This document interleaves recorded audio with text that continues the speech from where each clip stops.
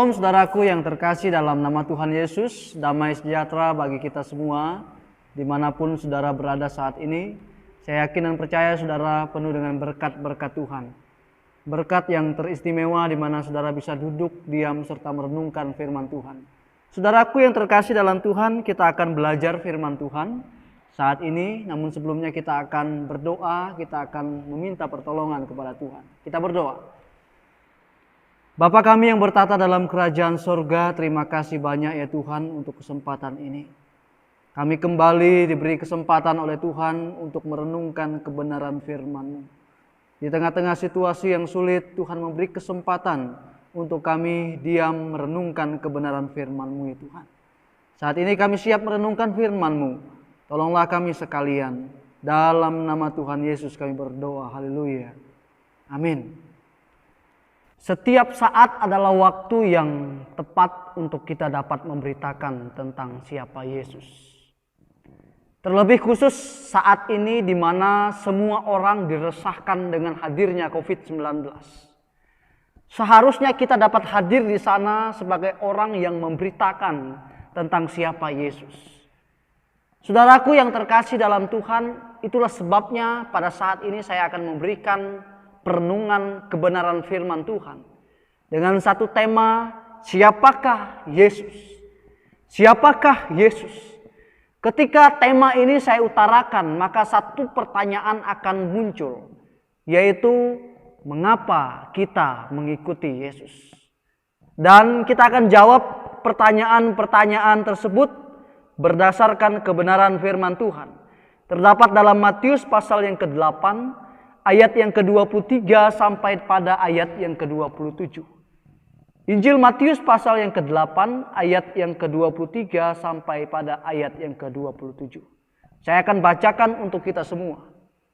Lalu Yesus naik ke dalam perahu dan murid-muridnya pun mengikutinya. Sekonyong-konyong mengamuklah angin ribut di danau itu, sehingga perahu itu ditimbus gelombang, tetapi Yesus tidur. Maka datanglah murid-muridnya membangunkan dia, katanya, Tuhan, tolonglah kita binasa. Ia berkata kepada mereka, mengapa kamu takut?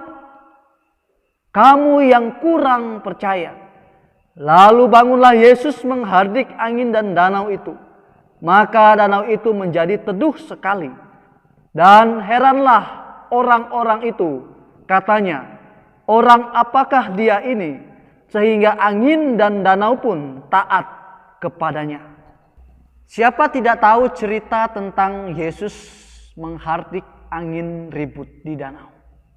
Dan cerita tersebut dimulai dengan ayat yang ke-23 seperti ini. Lalu Yesus naik ke dalam perahu dan murid-muridnya pun mengikutinya. Saudaraku yang terkasih dalam Tuhan, Lukas lebih menegaskan lagi pada waktu itu adalah petang. Artinya keadaan sudah mulai gelap dan bisa jadi murid dan Yesus dalam keadaan letih dan lelah. Secara tiba-tiba dimunculkan dalam ayat yang ke-24 peristiwa alam dikatakan seperti ini. Sekonyong-konyong mengamuklah angin ribut di danau itu, sehingga perahu itu ditimbus gelombang. Saudaraku yang terkasih dalam Tuhan, angin ribut yang dimaksud dalam bagian ini bukan cerita fiktif belaka, melainkan peristiwa yang benar-benar terjadi, benar-benar nyata dan dicatat oleh Alkitab. Matius, Markus, dan Lukas mencatat itu semua. Artinya tidak ada rekayasa di dalam bagian firman Tuhan ini.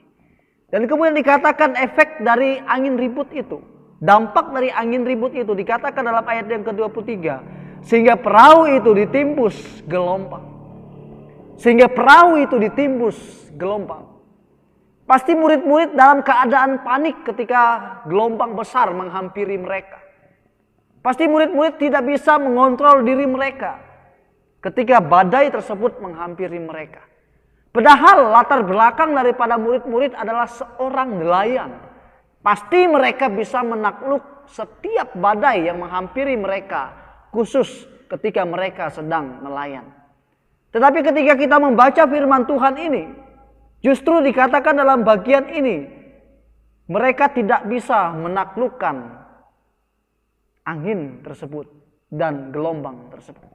Tetapi yang lebih heran lagi dikatakan dalam bagian terakhir ayat yang ke-24. Tetapi Yesus tidur. Saudaraku yang terkasih dalam Tuhan, sekali lagi saya tegaskan tidak ada rekayasa cerita dalam firman Tuhan ini. Benar adanya dicatat oleh Matius, Markus, Lukas bahwa Yesus benar dalam posisi tertidur pada saat itu. Dan ketika peristiwa itu berlangsung, dikatakan dalam ayat yang ke-25, maka datanglah murid-muridnya membangunkan dia, katanya, Tuhan tolonglah kita binasa. Saudaraku yang terkasih di dalam Tuhan, ketika kita membaca dalam ayat ini, kita menemukan bahwa mereka berkata, Tuhan tolonglah kita binasa. Artinya mereka sedang merasakan kepanikan yang begitu hebat. Mereka tidak bisa lagi mengontrol diri mereka. Mereka tidak bisa lagi menaklukkan badai yang terjadi pada waktu itu. Dan mereka memerlukan pertolongan Yesus. Yang dimaksud dengan kata binasa dalam bagian firman Tuhan ini adalah membinasakan atau menuju kepada arah kematian. Dan kalau kita melihat dalam bahasa asli Alkitab yaitu apolumi, yang digunakan oleh perjanjian baru itu sebanyak 90 kali. Artinya kata ini begitu penting mewarnai perjanjian baru. Saudaraku yang terkasih di dalam Tuhan, semua orang takut yang namanya kebinasaan yang dapat mematikan. Termasuk murid-murid pada waktu itu. Dan kemudian dikatakan dalam bagian ayat yang ke-26.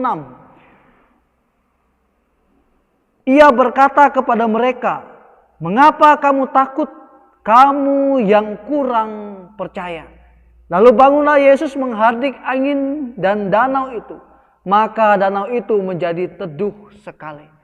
Saudaraku, satu teguran yang luar biasa dikatakan oleh Yesus. Dikatakan dalam ayat yang ke-26, mengapa kamu takut? Mengapa kamu takut? Saudara, murid-murid seharusnya tahu bahwa orang yang bersama dengan mereka itu terlebih besar daripada badai yang mereka hadapi. Seharusnya murid-murid itu tahu bahwa Yesus adalah yang berkuasa. Dan kuasa Yesus dapat dilihat dari peristiwa-peristiwa sebelumnya. Murid-murid menyaksikan bagaimana Yesus menyembuhkan orang yang sakit, menyembuhkan orang-orang yang lumpuh. Seharusnya ya, murid-murid percaya dan tidak takut terhadap badai tersebut. Kemudian frase berikutnya berkata dalam firman Tuhan, kamu yang kurang percaya. Saudaraku yang terkasih dalam Tuhan, teguran sekali lagi yang begitu keras kepada murid-murid. Siang malam, setiap hari mereka menyaksikan bagaimana Yesus melakukan mukjizat. Tetapi masih saja dikatakan oleh firman Tuhan, kamu yang kurang percaya. Begitu mengerikan sekali kehidupan murid-murid. Mereka masih belum percaya tentang siapa Yesus sebenarnya. Kemudian dikatakan dalam bagian ayat yang ke-26 frase terakhir. Lalu bangunlah Yesus menghardik angin dan danau itu. Maka danau itu menjadi teduh sekali. Saudaraku, keadaan semula yang begitu mencekam, mencemaskan, membuat khawatir, panik. Murid-murid pada akhirnya takut sampai membangunkan Yesus yang sedang beristirahat. Dan setelah itu Yesus mampu memulihkan semua suasana, dikatakan oleh firman Tuhan. Lalu bangunlah Yesus menghardik angin dan danau itu. Maka danau itu menjadi teduh sekali. Yesus mampu memulihkan keadaan yang buruk. Dan kuasanya dibuktikan dalam bagian ini. Yesus mampu memulihkan keadaan yang buruk. Kemudian respon dalam bagian terakhir kita menemukan. Dan heranlah orang-orang itu, katanya, orang apakah dia ini sehingga angin dan danau pun taat kepadanya. Saudaraku, kita kembali kepada tema tadi. Siapakah Yesus? Yang pertama kita harus jawab bahwa Yesus adalah pribadi yang berkuasa. Sesuai dengan apa yang Yesus katakan ketika ia naik ke sorga. Dia berkata seperti ini. Yesus mendekati mereka dan berkata, "Kepadaku telah diberikan segala kuasa di sorga dan di bumi." Tidak perlu kita pertanyakan lagi tentang siapa Yesus. Dalam Yesaya pasal yang ke-9, kita dapat menemukan bahwa Yesaya menubuatkan dia adalah pribadi yang berkuasa, besar kekuasaannya. Jadi Yesus adalah pribadi yang berkuasa. Siapakah dia? Dia adalah orang yang berkuasa di bumi dan di surga. Kemudian pertanyaan yang kedua tadi, mengapa kita harus mengikuti Yesus? Karena Yesus mampu menyelamatkan kita dari yang namanya kebinasaan, dari yang namanya kematian. Saudara, melalui penjelasan yang sudah saya uraikan tadi, penerapan bagi kita adalah saat ini adalah saat yang sulit. Hadirnya COVID-19 seharusnya membuat kita tidak usah khawatir, membuat kita tidak usah takut. Karena kita yakin dan percaya bahwa pemeliharaan Tuhan tetap menjadi bagian dalam hidup kita. Kurang lebih dengan peristiwa yang dialami oleh murid-murid. Mereka merasakan ketakutan, mereka merasakan bagaimana mereka menghadapi yang namanya kematian, kebinasaan, dan mereka ditegur oleh Tuhan Yesus. Jangan sampai kita juga sama seperti itu. Seharusnya ketika pandemi corona ini, kita semakin hari semakin percaya kepada Tuhan, semakin diteguhkan. Kita yakin bahwa Tuhan mampu mengubahkan semua situasi saat ini. Situasi yang sangat sulit menjadi situasi di mana kita kembali dapat melakukan aktivitas kita. Tuhan akan memberkati kita dimanapun kita berada. Kita tentu kepala kita berdoa. Bapa kami yang berada di dalam kerajaan sorga, terima kasih untuk kebenaran firman-Mu yang sudah kami dengarkan bersama ya Tuhan. Bila ini semua dapat menguatkan, meneguhkan iman kami kembali kepada Engkau ya Tuhan. Bila ketika kami menghadapi masa-masa sulit pandemi corona ini, kami semakin percaya kepada Tuhan, kami semakin setia kepada Tuhan, dan kami semakin menaikkan syukur kami di hadapan-Mu.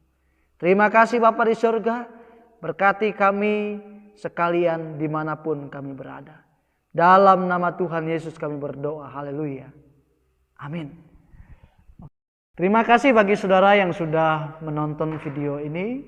Biarlah berkat Tuhan terus mengalir di dalam kehidupan saudara, dimanapun saudara berada.